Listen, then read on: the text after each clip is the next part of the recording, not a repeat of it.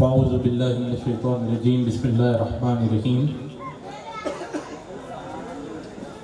وما خلقت الجن والانس الا لیعبدون او کما قال بسم اللہ الرحمن الرحیم والذی بعث فی الامین رسولا منہم یتلو علیہم آیاتہم یزکیہم یعلم الکتاب والحکمہ وإن كانوا من قبل لفی ضلال مبین كما قال الله تعالى في شأن حبيبه وعظمته إن الله وملائكته يصلون على النبي يا أيها الذين آمنوا صلوا عليه وسلموا تسليما صلى الله على نبي الأمي وعليه وسلم صلاة والسلام عليك يا رسول الله صلى الله تعالى عليه وسلم.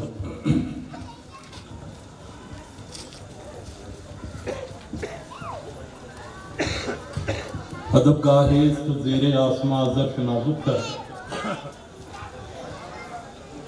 ادب گاہے زیر آسماں ظرف نازک تر نفس بمصطفیٰ برساں خیش را کے دی ہم عوض اگر باور نہ رسیدی تمام بولا بیست.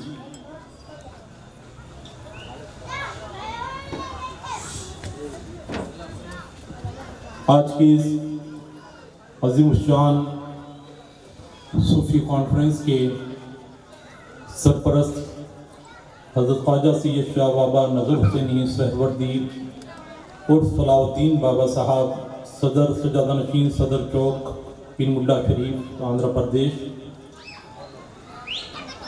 صدر محترم حضرت سید شاہ صغیر اللہ شاہ صاحب، صدر و خلیفہ الرفاعی احمد القادری صدر چوک پن بوٹا شریف، محترم سید شاہ خالد جیلانی صاحب، اور اسٹیج پر تشریف فرما دیگر مشائخ نظام، علماء ذوی احترام، معزز سامعین، خصوصاً داعی محفل عزیزم سید شاہ عمران رفاعی صاحب اور اس رفاعی سلسلے کے خلفاء اکرام، معزز سامعین و شاخان اولیاء، میں سب سے پہلے سید صغیر اللہ شاہ صاحب اور محترم عمران رفاعی صاحب کو اور یہاں کے جو ذمہ دار حضرات ہیں ان تمام کو مبارکباد پیش کرتا ہوں کہ آپ کی خانقاہ میں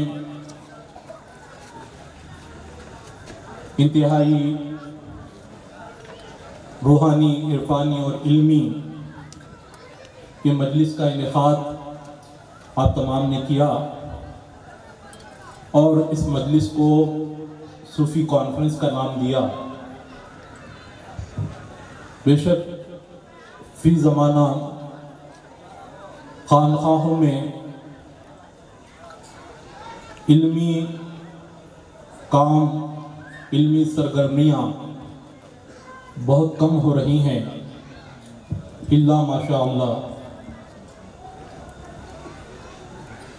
صرف خانقاہیں میں اگر کچھ تقریب ہوتی ہے تو تقریب سماع زیادہ تر ہوتا ہے. سماع کا انکار نہیں ہے، لیکن سماع کے ساتھ علمی سماع کا بھی محفل اور علمی کام بھی ہو تو ان کے اکابرین کا پیغام، ان کے اجداد کا پیغام امت تک جا سکتا ہے. جو محنت اکابرین نے کی ہے، جو محنت و مشقت، جد و جہد، پوری زندگی تبلیغ دین، روحانی پیغام اور ان کی تمام زندگیوں کی مشن جو تھا وہ مشن امت مسلمہ تک پہنچانے کے لیے اس طریقے کے علمی مجالس کا انعقاد بہت ضروری ہے. اللہ تعالیٰ اپنے کلام بلاغت نظام میں ارشاد فرماتا ہے کہ وَمَا خَلَقْتُ الْجِنَّ وَالْإِنسَ إِلَّا لِيَعْبُدُونِ. اور نہیں پیدا کیا ہم نے جنات اور انسانوں کو مگر عبادت کے لیے۔ اس آیت مبارکہ کی تفسیر حضرت عبداللہ ابن عباس رضی اللہ تعالیٰ عنہ بیان فرماتے ہیں، اور اسی تفسیر کو حضرت شیخ شہاب الدین سہروردی رحمۃ اللہ علیہ نے عوارف المعارف میں بیان فرمایا ہے کہ وَمَا خَلَقْتُ الْجِنَّ وَالْإِنسَ إِلَّا لِيَعْبُدُونَ، یہاں پر لیعبدون کی تفسیر آپ نے لیعرفون سے فرمائی، یعنی انسان اور جن کو اللہ نے اپنی پہچان، اپنی معرفت کے لیے پیدا فرمایا، یعنی انسان کی تخلیق کا مقصد، انسان کی بعثت کا مقصد جو ہے اللہ کی معرفت ہے، اللہ کی پہچان ہے۔ اللہ کی پہچان، کیونکہ عبادت، تسبیح و تہلیل کے لیے ایک اللہ نے بڑی مخلوق فرشتوں کی پیدا فرمائی ہے، لیکن انسان کا مقصد تخلیق کچھ اور ہے۔ درد دل کے لیے پیدا کیا انسان کو، ورنہ طاعت کے لیے کم نہ تھے کر و بیان۔ تو انسان یہ اشرف المخلوقات ہے۔ انسان کو اللہ نے اپنے خلافت کا صحرا عطا فرمایا ہے۔ انسان اپنی پہچان، اپنی معرفت اگر کرے تو وہ اللہ کے رازوں میں سے ایک راز ہے، جیسا کہ حدیث قدسی ہے کہ الانسان سری انا سرہ، کہ انسان میرا بھید ہے، میں اس کا بھید ہوں۔ تو انسان تخلیق خداوندی کا ایک عظیم شاہکار ہے۔ حضرت محی الدین ابن عربی رحمۃ اللہ علیہ ارشاد فرماتے ہیں کہ کائنات اگر عالم اکبر ہے تو انسان کا وجود عالم اصغر ہے۔ جو کائنات میں موجود ہے، جو کائنات میں جو جلوہ فرمائیاں ہیں، جو کائنات میں شجر ہے، حجر ہے، نباتات ہے، جمادات ہے، ہر شے ہے، وہ ہر شے، ہر چیز انسان کی ذات میں موجود ہے۔ تو خانخواہوں کا کردار، خانخواہیں اسی انسانیت کی پہچان کے لیے بنائی گئی ہے، اسی معرفت انسانی کے لیے خانخواہیں مارز وجود میں آئی ہیں۔ میں یہ آیت مبارکہ کی تفسیر کے لیے آپ کو سرکار دو جہاں سرور کائنات فخر موجودات محمد رسول اللہ صلی اللہ علیہ وسلم کی بارگاہ میں لے جاتا ہوں۔ حضرت عمر فاروق رضی اللہ تعالیٰ عنہ سے حدیث پاک مروی ہے کہ سرکار دو جہاں صلی اللہ علیہ وسلم کی بارگاہ میں ایک سائل آتا ہے مسافر کی شکل میں، اور اس پر کچھ سفر کے آثار نظر نہیں آتے۔ وہ آتا ہے اور سرکار دو جہاں صلی اللہ علیہ وسلم کی بارگاہ میں آ کر سرکار کے زانوں سے زانوں لگا کر بیٹھ جاتا ہے، اور سرکار کی بارگاہ میں سوال کرتا ہے کہ یا رسول اللہ من ایمان، یا رسول اللہ ایمان کیا ہے؟ سرکار دو جہاں صلی اللہ علیہ وسلم نے اس کے جواب میں ایمانیات کا ذکر فرمایا، جو ایمان مفصل اور ایمان مجمل میں ہے، کہ تمام چیزوں پر یقین، اللہ کے رسول پر یقین، کتابوں پر یقین، اچھی بری تقدیر پر یقین، جو ایمان مفصل اور ایمان مجمل میں جو تفصیلات ہیں اس کا ذکر سرکار نے ارشاد فرمایا۔ تو وہ سائل کہتا ہے کہ صدقت یا رسول اللہ، آپ نے سچ فرمایا۔ دوسرا سوال سائل کرتا ہے کہ من اسلام یا رسول اللہ، تو سرکار دو جہاں صلی اللہ علیہ وسلم نے ارکان خمسہ کا ذکر فرمایا، نماز، روزہ، حج و زکوٰۃ، اس کا ذکر فرمایا۔ پھر تیسرا سوال سائل کرتا ہے کہ من اسلام یا من احسان یا رسول اللہ، یا رسول اللہ احسان کیا ہے؟ تو سرکار نے اس سوال کے جواب میں ارشاد فرمایا کہ احسان ان تعبد اللہ کانک تراہ فإن لم تکن تراہ فإنہ یراک، کہ احسان یہ ہے کہ تم اللہ کی عبادت اس طریق سے کرو، اس نوعیت سے کرو اس کیفیت سے کرو کہ تم اسے دیکھ رہے ہو، یا یہ نہ ہو سکے تو وہ تمہیں دیکھ رہا ہے۔ تو اللہ تعالیٰ کی عبادت کی کیفیت کا ذکر احسان میں سرکار نے بیان فرمایا ہے، یعنی سرکار نے یہ بیان فرمایا کہ تم عبادت ایسا کرو جیسا تم اللہ کا مشاہدہ کر رہے ہو، یا یہ نہ ہو سکے تو تمہاری کیفیت یہ ہو کہ وہ تمہیں دیکھ رہا ہے، یعنی دوسری کیفیت مراقبے کی کیفیت ہے، یا مشاہدہ ہو یا مراقبہ ہو۔ تو یہ دونوں کیفیات کا ذکر سرکار نے ارشاد فرمایا۔ اب ایمان کے جواب میں جو سرکار نے عقائد بیان فرمائے، عقائد کے لیے، عقائد جب علم میں بدلتا ہے تو علم العقائد کہلاتا ہے، اور اسلام کے جواب میں سرکار نے ارکان خمسہ، ارکان اعمال بیان فرمائے۔ جب اعمال علم میں بدلتا ہے تو علم فقہ، علم شریعت کہلاتا ہے۔ تیسرا جواب سرکار نے احسان کے جواب میں کیفیت باطنی، کیفیت روحانی کا ذکر فرمایا۔ جب یہ کیفیت باطنی، کیفیت روحانی علم میں بدلتا ہے تو علم تصوف کہلاتا ہے۔ کیا بات؟ علم العقائد حاصل کرنے کے لیے ہم مدارس میں رجوع ہوتے ہیں، اور علم العقائد سکھانے والے وہاں پر محدثین، علماء کرام موجود ہوتے ہیں۔ علم الاعمال، جو اعمال کرنے میں، اعمال میں سب سے زیادہ جو عمل کیا جاتا ہے وہ نماز ہے۔ 5 وقت کا نماز ہر دن ہم پر فرض کر دی گئی ہے، تو لہذا اعمال اگر کرنا ہو تو ہم مساجد کا رخ کرتے ہیں۔ اور کیفیت احسان جو مشاہدہ حق ہے یا مراقبہ حق کا مراقبہ ہے، اس کیفیت کو حاصل کرنا ہو تو ہم خانقاہوں کی طرف رجوع ہوتے ہیں، اور خانقاہوں میں تصوف جو سکھاتے ہیں وہ پیر کامل ہوتے ہیں، وہ مشائخ ہوتے ہیں، وہ صوفیاء اکرام ہوتے ہیں۔ تو لہٰذا تصوف کا درس، علم الاحسان کا درس، مشاہدے کا درس، مراقبے کا درس، یہ درس جو ہے ہمیں خانقاہوں سے ملتا ہے۔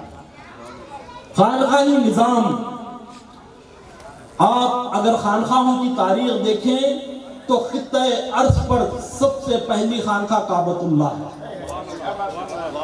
اور اس کے متولی اور سجادہ نشین حضرت آدم علیہ السلام ہے۔ حضرت حسن ثانی نظامی صاحب نے اپنی کتاب میں درج فرمایا ہے کہ دنیا خطہ ارض پر سب سے پہلی خانقاہ کعبۃ اللہ ہے۔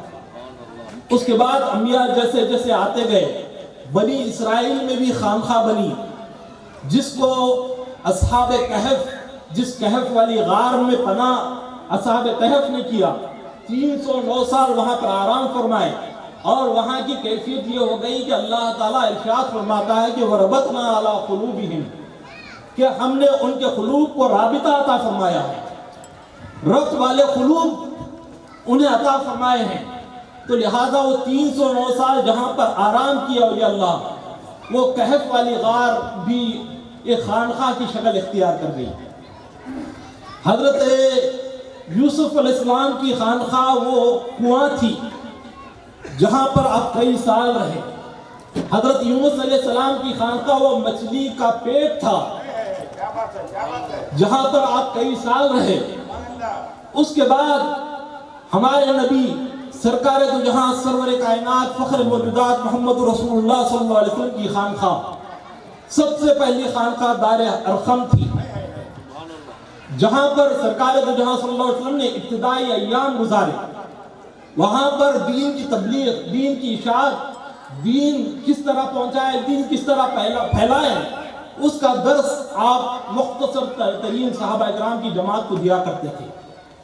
جب یہ ترقی پائی، جب صحابہ اکرام کی تعداد بڑھتی رہ گئی، دین متین میں صحابہ داخل ہوتے گئے، اس کے بعد دنیا اسلام کی سب سے مشہور و معروف خانقاہ اصحاب صفہ کا وہ کٹا ہے، اصحاب صفہ کا وہ چبوترا ہے۔ اصحاب صفہ، صفہ جو لفظ نکلا ہے وہ صوفی سے نکلا ہے، جہاں پر دلوں کی صفائی ہوتی ہے، دلوں پاک ہوتے ہیں، دلوں کو پاک کیا جاتا ہے، تو لہٰذا اس اصحاب صفہ کے کٹے سے ہی، اس اصحاب صفہ کے چبوترے سے ہی آج پوری دنیا کے خانخواہوں میں فیض بڑھ رہا ہے۔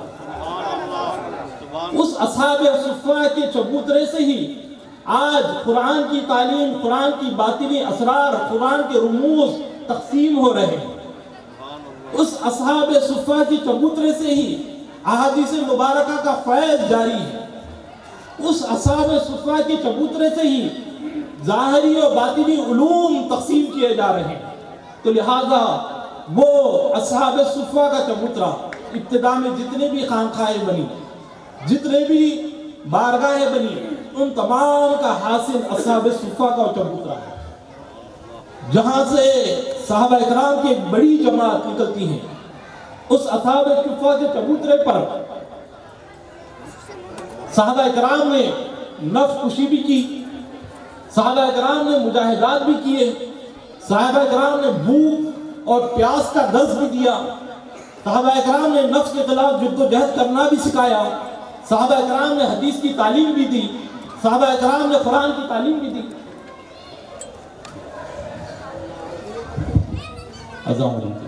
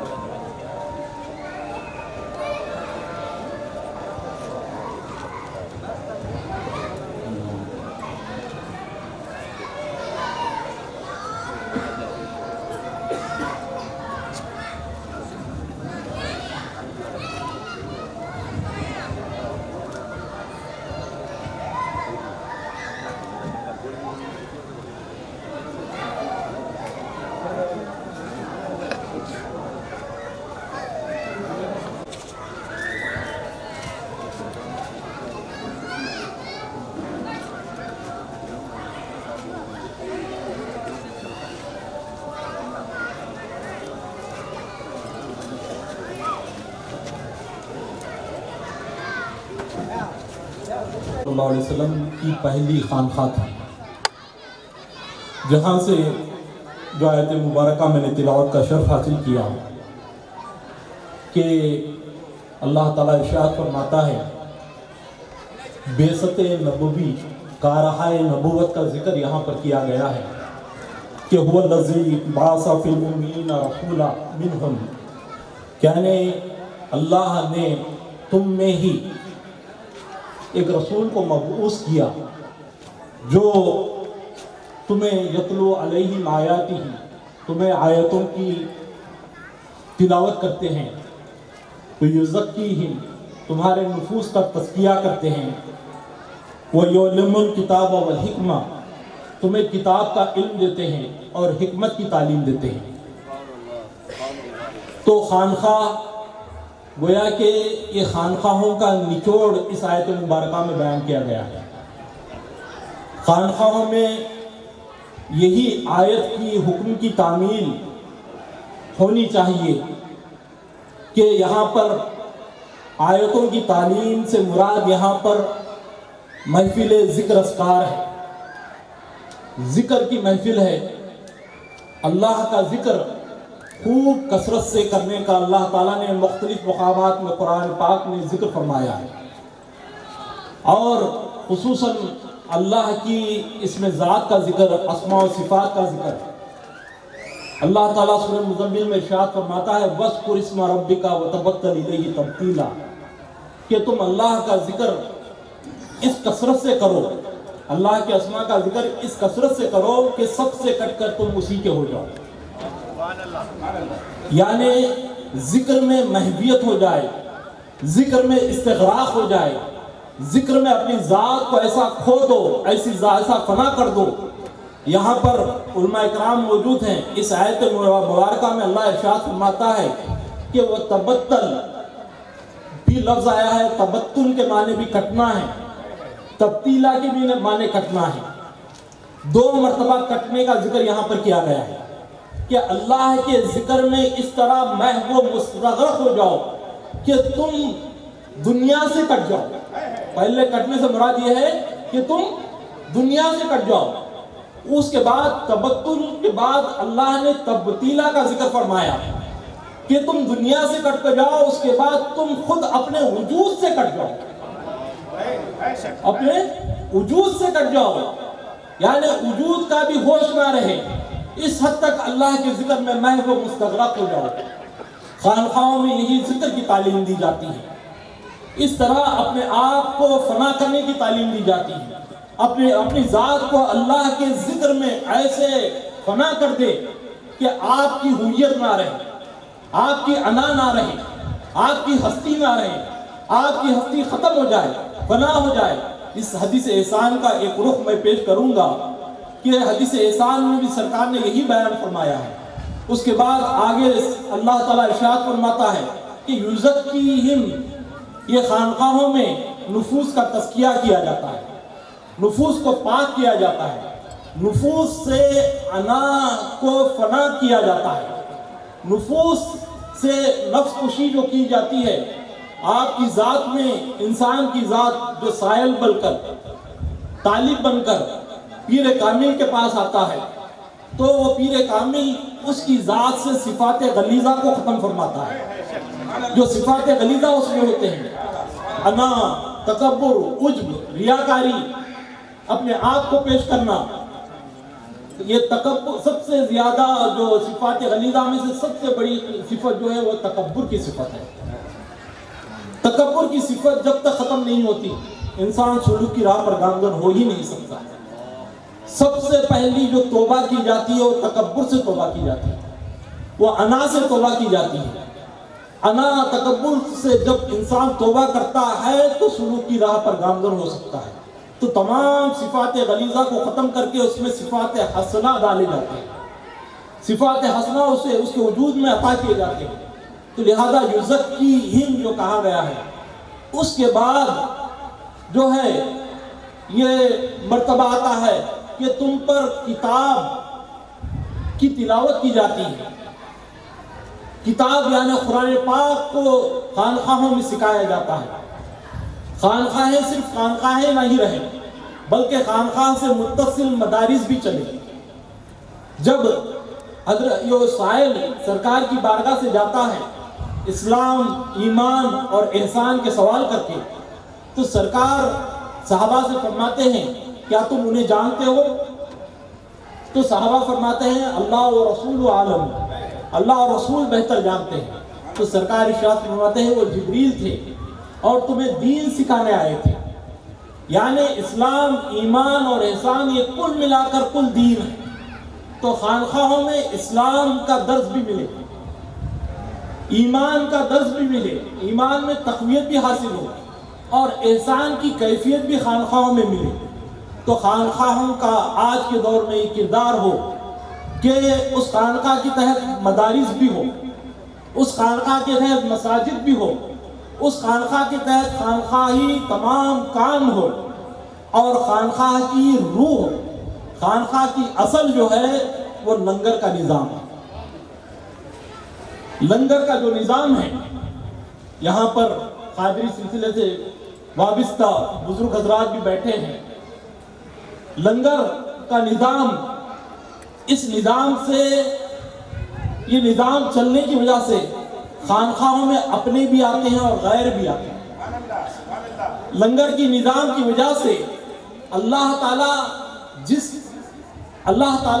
جس طرح مخلوق کو دیکھتا ہے, بزرگان صوفیہ کرام فرماتے ہیں الخلق عیال اللہ, کہ تمام کی تمام مخلوق اللہ کے عیال ہے, اللہ کا کنبہ ہے.